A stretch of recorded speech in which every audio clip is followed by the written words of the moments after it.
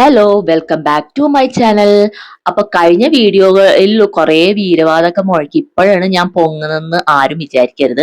കാരണം വീഡിയോ എടുക്കാതിരിക്കാൻ കുറെ സാഹചര്യങ്ങളും കാരണങ്ങളും ഉണ്ടായതുകൊണ്ടാണ് വീഡിയോ എടുക്കാൻ പറ്റാഞ്ഞത്. പിന്നെ കഴിഞ്ഞ വീഡിയോയിൽ ഞാൻ എന്റെ വെട്ടുകുന്നത്തുകാവ് ചെറുഭരണിയാണ് ഞാൻ ഇട്ടിരുന്നത്. ആ വീഡിയോയിൽ ഞാൻ നിങ്ങളോട് പറഞ്ഞിരുന്നു ഇനി അടുത്ത വീഡിയോ തൃശ്ശൂർ പൂരത്തിന്റെ കുറച്ച് ഭാഗങ്ങളായിട്ടുള്ള വീഡിയോ ആയിരിക്കും. അത് കഴിഞ്ഞിട്ട് കൂടൽമാണിക്യം 10 ദിവസത്തിന്റെ ഏതെങ്കിലും വീഡിയോ ഒക്കെ ഉണ്ടായിരിക്കുമെന്ന് പറഞ്ഞിരുന്നു. പക്ഷെ എനിക്ക് തൃശ്ശൂർ പൂരത്തിന്റെ വീഡിയോ എടുക്കാൻ പറ്റിയില്ല. അതിനൊരു വലിയ കാരണമുണ്ട്. കാരണം നിങ്ങളൊക്കെ എല്ലാവരും അറിഞ്ഞിരിക്കുമല്ലോ, വലിയൊരു അപകടമാണ് അവിടെ ഉണ്ടായിരുന്നത്. കുറേ ജീവനുകൾ പൊലിഞ്ഞു പോയി. അപ്പൊ അതൊക്കെ കണ്ടപ്പോ എനിക്ക് എന്തോ വീഡിയോ എടുക്കാനായിട്ട് ഒരു മടി വന്നു. പിന്നെ വീഡിയോ എടുക്കാനായിട്ട് തോന്നിയില്ല.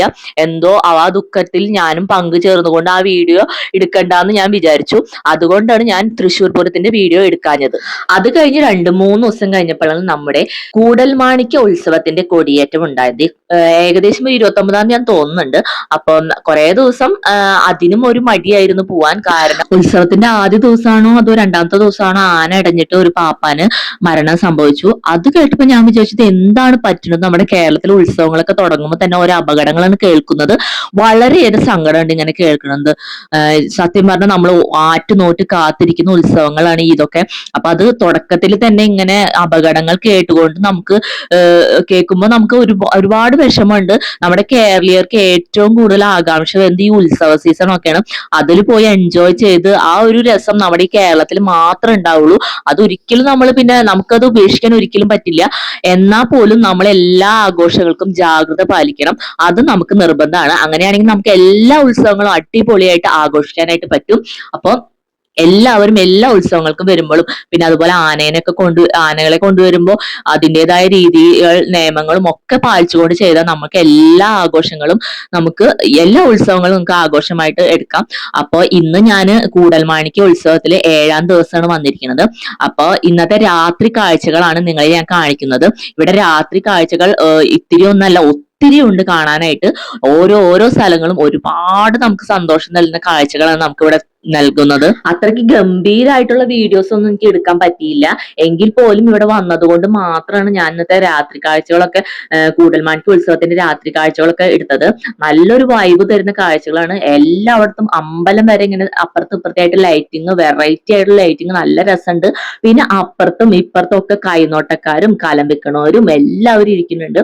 അങ്ങനെ ഒരു നല്ലൊരു എൻജോയ്മെന്റ് മൂഡ് നൽകുന്ന ഒരു കാഴ്ചയാണ്. നമുക്ക് ഈ അമ്പലത്തിൽ എത്തണ വരെ ഇവിടുന്ന് നടക്കുന്നത് തുടങ്ങി കഴിഞ്ഞാൽ പിന്നെ കാർ പാർക്കിംഗ് നമുക്ക് സൗകര്യങ്ങളൊക്കെ ഉണ്ട് കേട്ടോ. എല്ലാ വാഹനങ്ങളും പാർക്ക് ചെയ്യാനുള്ള സൗകര്യങ്ങളൊക്കെ ഇവിടെ ഉണ്ട്. അപ്പൊ ആരും ഇരിഞ്ഞാലക്കുട എത്തിയിട്ട് പിന്നെ നമ്മൾ എവിടെ കാർ പാർക്കിംഗ് സൗകര്യം ഉണ്ടോ അങ്ങനെയൊന്നും ടെൻഷൻ അടിച്ച് വരേണ്ട ആവശ്യമില്ല. ഇവിടെയൊക്കെ നിറയെ പാർക്കിംഗ് സൗകര്യമൊക്കെ ഉണ്ട്. പിന്നെ നമുക്ക് കുട്ടികൾക്ക് വേണ്ടി 10 ദിവസം കാർണിവലൊക്കെ ഉണ്ട്. അടിപൊളി യന്ത്രോഞ്ഞാലൊക്കെ അടിച്ച് പൊളിച്ച് കയറിയൊക്കെ നല്ല ആഘോഷിക്കാം. ഇനി വീഗാലാൻഡിക്കും സിൽവർ സ്റ്റോമിക്കും ഒന്നും പോയി വെറുതെ കാശ് കളയണ്ട, ഇവിടേക്ക് അങ്ങോട്ട് വന്നാൽ മതി. കുട്ടികൾക്കൊക്കെ നല്ലൊരു എൻജോയ്മെന്റ് നൽകുന്ന കാർണിവലൊക്കെ ഉണ്ട്. അപ്പൊ നമുക്ക് അതിന്റെ ഉള്ളിലേക്ക് കടക്കണേക്കാൾ മുമ്പ് അമ്പലത്തിന്റെ ഉള്ളിൽ ആനപ്പുരം ഉണ്ടെന്ന് തോന്നുന്നുണ്ട്. അപ്പൊ നമുക്ക് ആനപ്പുരം പോയി കാണാം.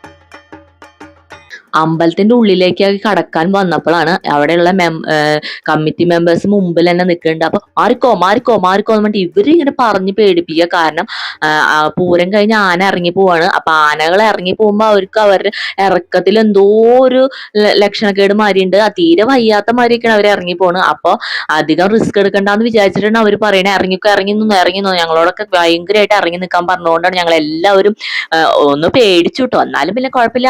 3 ആനകൾ അങ്ങനെ ഇറങ്ങിപ്പോയി. പിന്നെ അമ്പലത്തിന്റെ ഉള്ളില് ഇപ്പോഴും ആനപ്പൂരം നടക്കുന്നുണ്ട്. അതാണ് ഇപ്പൊ നിങ്ങൾ ഈ കാണുന്നത്. അപ്പൊ ഇന്ന് ഞാൻ 7ാമത്തെ ദിവസമാണ് വന്നിരിക്കുന്നത്.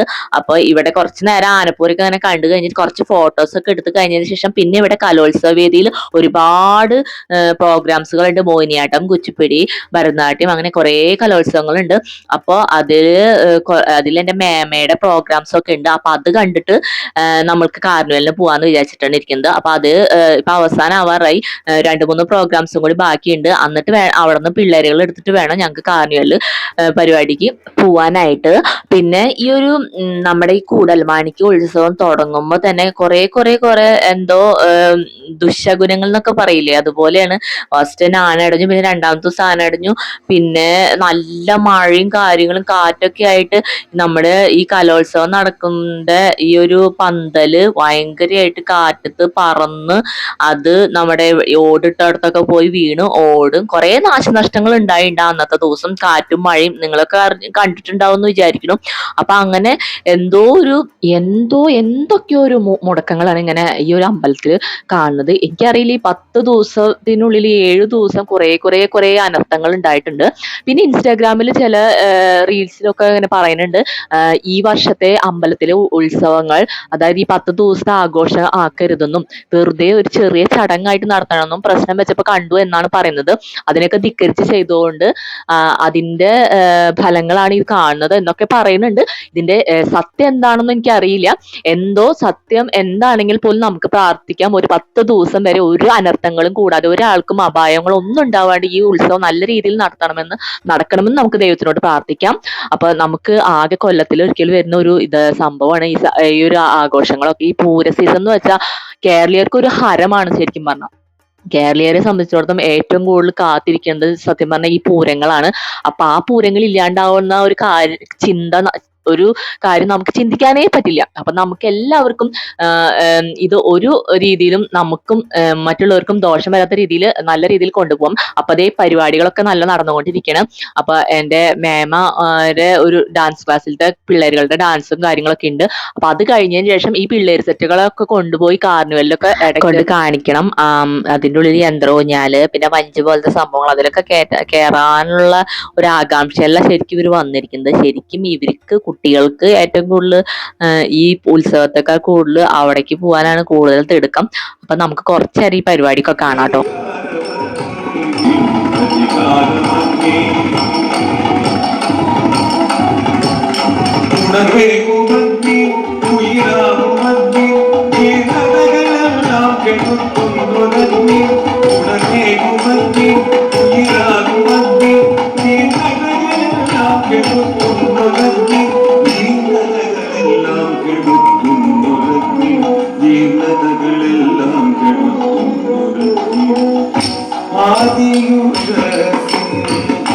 പിന്നെ മെയ് 31 ഞായറാഴ്ച വൈകിട്ട് 6-ന് നമ്മുടെ നന്ദഗോവിന്ദം ഭജൻസിന്റെ അടിപൊളി പരിപാടി ഉണ്ട്. കൂടുതൽ വിവരങ്ങൾക്കും പ്രവേശനത്തിനൊക്കെ വേണ്ടി ഇവിടത്തെ കൂടൽമാണിക്യ അമ്പലത്തിലത്തെ ക്ഷേമ സമിതിയുമായി ബന്ധപ്പെട്ടാൽ മതി കേട്ടോ.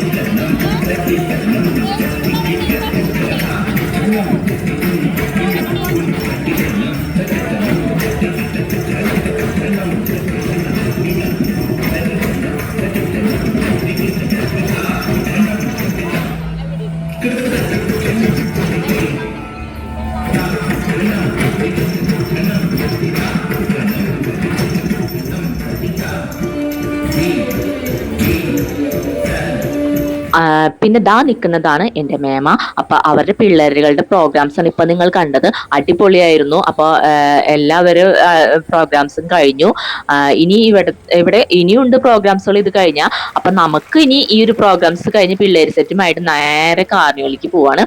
അപ്പൊ അവിടെ നല്ല അടിപൊളി വൈബാണ് കേട്ടോ. രാത്രി ആണെങ്കിലും അവിടെ പകല് പോലെയാണ്, ഫുൾ ലൈറ്റും കാര്യങ്ങളൊക്കെ ആയിട്ട് സൂപ്പറാണ്. അവിടെയും ഇവിടെ എവിടെ നോക്കിയാലും കുട്ടികൾക്ക് മാത്രം കളിക്കാനും ആഹ്ലാദിക്കാനും പറ്റിയ സംഭവങ്ങളാണ് കാണാൻ പറ്റുന്നത്. ഡോഗ് ഷോ ഉണ്ട്, പിന്നെ ബൈക്ക് റൈഡിങ് ഉണ്ട്, പിന്നെ യന്ത്രൂഞ്ഞാലുണ്ട്. അങ്ങനെ അങ്ങനെ അങ്ങോട്ട് നീണ്ട നിരയാണ് കേട്ടോ അങ്ങനെ കിടക്കുന്നത്.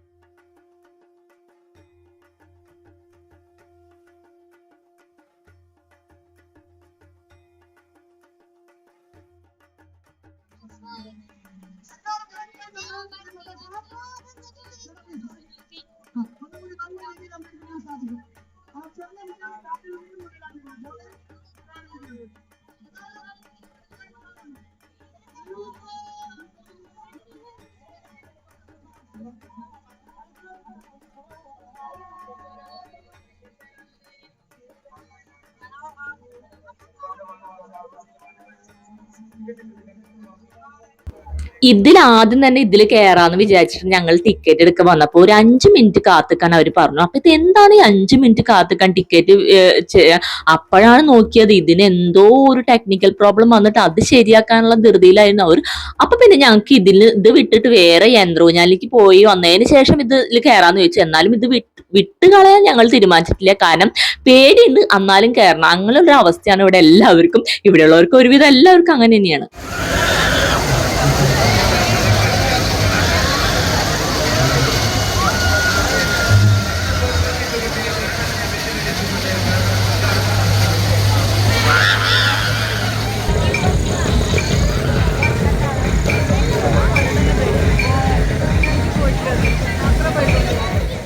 ആഹാ, ഇവറ്റിങ്ങളുടെ കരച്ചിലൊക്കെ കേൾക്കാൻ എന്താ രസല്ലേ. അവിടെ നിന്നും ഇവിടെ നിന്നൊക്കെ കരഞ്ഞിട്ടാണ് ഈ സൗണ്ട് ഉണ്ടാക്കുന്നത്. അപ്പൊ ഞാൻ വിചാരിക്കും എന്തിനാ ഇത്ര കഷ്ടപ്പെട്ട് ഇതിലൊക്കെ കേറുന്നു. എന്നാലും കേറും. ഞങ്ങള് കേറിയിട്ട് ഇതിന്റെ സുഖം അനുഭവിച്ചിട്ടേ ഇരിക്കുള്ളൂ. എങ്ങനെയാണ് എല്ലാവരും നല്ല പേടിയുണ്ട്, എന്നാലും ഞങ്ങൾ കേറുള്ളൂ. പക്ഷെ ഞാൻ കേറില്ല കേട്ടോ. കാരണം കൊടുങ്ങല്ലൂർ താലപ്പൊലിക്ക് ഒരു വട്ടം കേറിയതിന്റെ ക്ഷീണം ഇതുവരെ മാറിയിട്ടില്ല.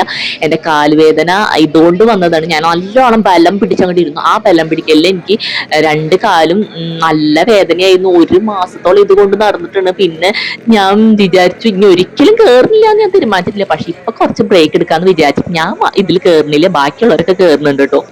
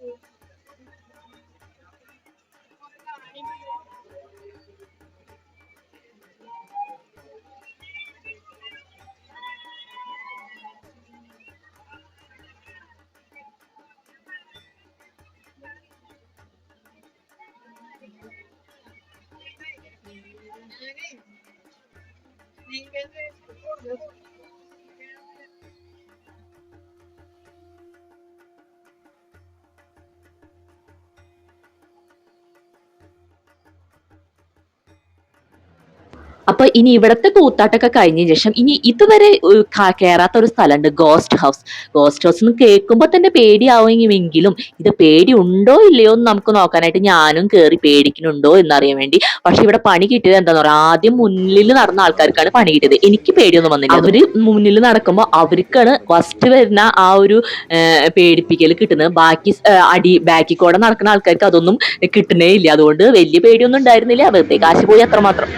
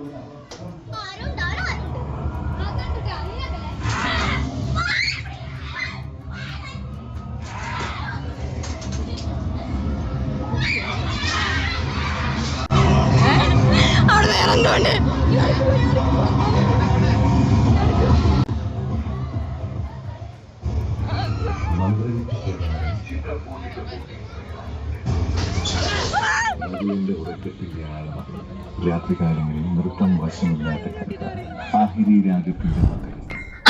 അങ്ങനെ അതും കഴിഞ്ഞ് ഞാൻ പേടിച്ചൊന്നുമില്ല കേട്ടോ. പേടിയൊന്നും ഉണ്ടായില്ല എന്ന് തോന്നിയിരുന്നു. കുറച്ചിടയ്ക്ക് വെച്ചൊരു പേടിയൊക്കെ വന്നെങ്കിലും അത്ര പോരാ. ചെറുപ്പത്തിലൊക്കെ നമ്മൾ ഇതൊക്കെ കണ്ടാ പേടിക്കുള്ളൂ, ഇപ്പോഴൊന്നും പേടിക്കില്ല. അപ്പൊ അത്രയേ ഉള്ളൂ ഇന്നത്തെ എന്റെ ഈ രാത്രി കാഴ്ചകൾ. എന്റെ ചാനൽ ഇഷ്ടപ്പെട്ടാൽ എല്ലാവരും സബ്സ്ക്രൈബ് ചെയ്യണം, ലൈക്ക് ചെയ്യണം, ഷെയർ ചെയ്യണം, കമന്റ് ചെയ്യണം. തീർച്ചയായും കമന്റ് ചെയ്യണം കേട്ടോ. ഇനിയും വീഡിയോസുകൾ വന്നുകൊണ്ടിരിക്കാൻ വേണ്ടി എല്ലാവരുടെയും കമന്റ്സ് എനിക്ക് കിട്ടണം. എന്നാലേ നിങ്ങളുടെ റെസ്പോൺസ് എന്താണെന്ന് എനിക്ക് മനസ്സിലാവുള്ളൂ. അപ്പൊ എല്ലാവരും കൂടൽമാണിക്യ ഉത്സവത്തിൽ വരാത്തവരുണ്ടെങ്കിൽ, ഇനിയും വരാത്തവരുണ്ടെങ്കിൽ അടുത്ത വർഷം എന്തായാലും വരണം കേട്ടോ. അപ്പൊ എല്ലാവർക്കും നല്ലൊരു ശുഭരാത്രി നേർന്നുകൊണ്ട് tata bye bye, see U.